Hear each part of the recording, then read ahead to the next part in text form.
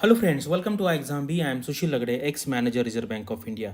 1 सितंबर को आपका नाबार्ड ग्रेड ए का फेज़ 1 का एग्ज़ाम है, जहां पर आपको जनरल अवेयरनेस सेक्शन का पढ़ाई करना है।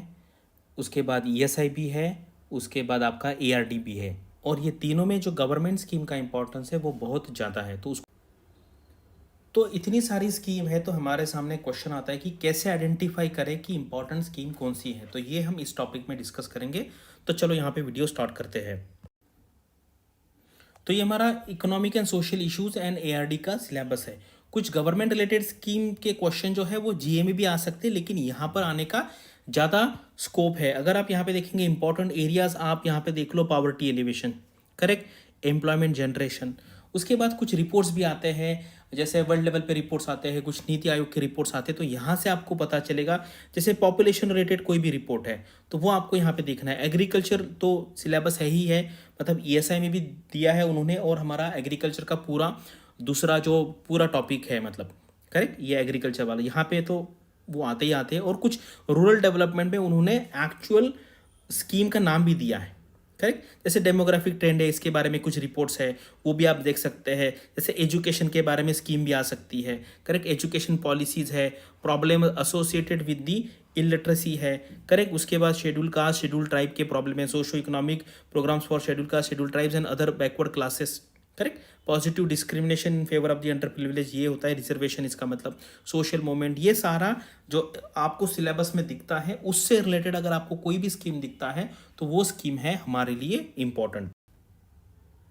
अगर आप पिछले 3 साल का फेज़ 1 का ईएसआई का पेपर देखेंगे तो वहाँ पर देखो गवर्नमेंट स्कीम का इंपॉर्टेंस कितना ज़्यादा है। इससे आपको पता चलेगा कि गवर्नमेंट स्कीम, ये जो टॉपिक है, आपको बिल्कुल भी छोड़ना नहीं है। और ये सब आपको पता है कि ये जो सेक्शंस है, ये वाले मेरिट सेक्शन है, इसके बेस पे आपका जो ओवरऑल जो मेरिट लिस्ट बनती है, 100 मार्क्स है, 200 में से 100 मार्क्स है, उसके बेस पे आपका मेरिट लिस्ट बनता है। अभी ये देखो, ये है हमारा रूरल डेवलपमेंट का सिलेबस, और यहाँ पर कुछ स्कीम्स तो उन्होंने डायरेक्टली दिया है, जैसे नरेगा है, एनआरएलएम है, आजीविका, रूरल ड्रिंकिंग वाटर प्रोग्राम्स है, स्वच्छ भारत है, रूरल हाउसिंग पूरा and other rural development programmes. तो ये करना ही करना है, तो इसको कोई आपको एक्सक्यूज नहीं है। ये जो स्कीम यहाँ पे दिया है ये आपको 100% करना है। ये भले एआरडी के यहाँ पर है, लेकिन इसके बारे में क्वेश्चन हमारे ईएसआई का पेपर में भी आ सकता है। तो ये अगर आप ये देखते हैं, ये कौन सा है, हमारा एग्रीकल्चर वाला पोर्शन है। तो यहाँ पर स्कीम वाला अगर आप देखते हैं, ecology and climate change, correct, present scenario in the Indian agriculture and allied activities. उसके बाद एग्रीकल्चर एक्सटेंशन, कुछ फॉरेस्ट्री की स्कीम होती है, कुछ फिशरीज की स्कीम होती है, एनिमल हस्बेंड्री की स्कीम होती है, करेक्ट। तो ये जो एरियाज हैं यहाँ से भी अभी यहाँ पे कृषि विज्ञान केंद्र है, यहाँ से भी गवर्नमेंट स्कीम आ सकता है। तो कोई भी गवर्नमेंट स्कीम अगर आप देखते हैं तो आपका जो सिलेबस है आपके दिमाग में फिट होना चाहिए, तभी आप आइडेंटिफाई कर पाएंगे कि ये जो स्कीम है ये मेरे काम की स्कीम है। तो अभी देखते हैं, ये बजट है हमारा, बजट का थीम एंड बजट की प्रायोरिटीज।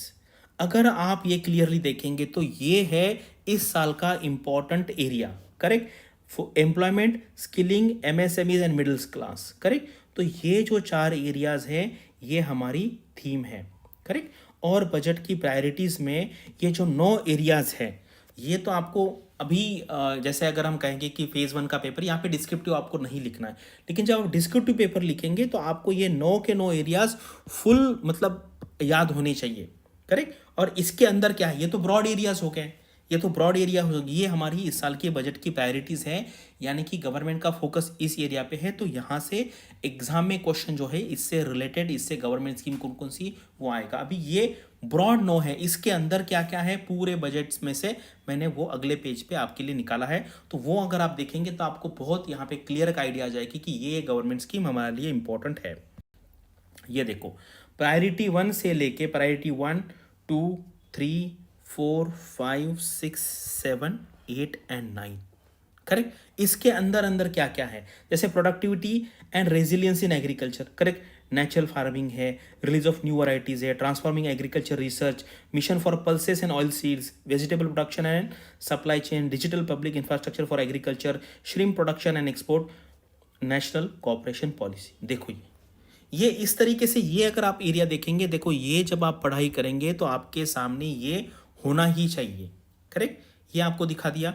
और एक मैं बजट का, ये तो बजट का स्पीच है मैम का, मैडम का जो बजट का स्पीच है उसमें से मैंने लिया है, लेकिन बजट का एक और डॉक्यूमेंट पब्लिश होता है गवर्नमेंट के साइड से, जिसमें सारी जितनी गवर्नमेंट स्कीम है वो उसका नंबर दिया जाता है। करेक्ट, उसका नाम और उसका कितना एलोकेशन है, उसके बेस पे भी आपको पता चलेगा कि कौन सी गवर्नमेंट की स्कीम इंपॉर्टेंट है।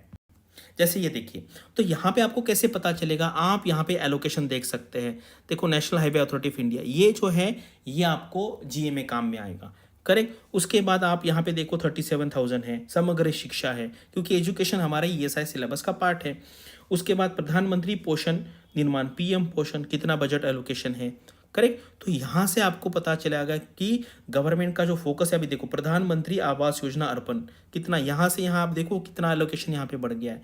तो ये भी देख सकते हैं, यहाँ पे देखो ये flexible pool of RCH and health system strengthening natural health programmes and national urban health mission, आप देखो यहाँ पे जहाँ बहुत ज़्यादा इंक्रीमेंट हुआ है। आप देखो पीएम श्री, ये देखो ये वाला देखो यहाँ पे, तो आपको ये भी पता चलेगा कि कोई स्कीम में अगर 50% से ज़्यादा, 100% से ज़्यादा इंक्रीमेंट हुआ है तो वो भी यहाँ पे इंपॉर्टेंट स्कीम होती है। आपको सबसे पहले तो बड़ा नंबर देखना है, कौन सा नंबर बड़ा है। अभी देखो नेशनल रोड बस, आपने देखा होगा कि अभी रिसेंटली पिछले 2-3 बजट से हमारा जो फोकस है, गवर्नमेंट का फोकस, वो इंफ्रास्ट्रक्चर पे बहुत है। अभी ये स्कूल वाला देखो डबल से ज़्यादा यहाँ पे डबल हुआ है, 48 का डबल से ज़्यादा यहाँ पे हुआ है। एकलव्य मॉडल रेसिडेंशियल स्कूल, ये भी क्वेश्चन आता है क्योंकि ये सारा जो है हमारा ईएसआई का या जीए में भी यहाँ से क्वेश्चन आ सकते हैं। तो ये एक मैंने आपको फ्रेमवर्क बताया है, ये जिसको समझ में आ गया उसी को एक आइडिया लगेगा कि क्या क्या करना है क्या नहीं करना, क्योंकि कंटेंट बहुत ज़्यादा है।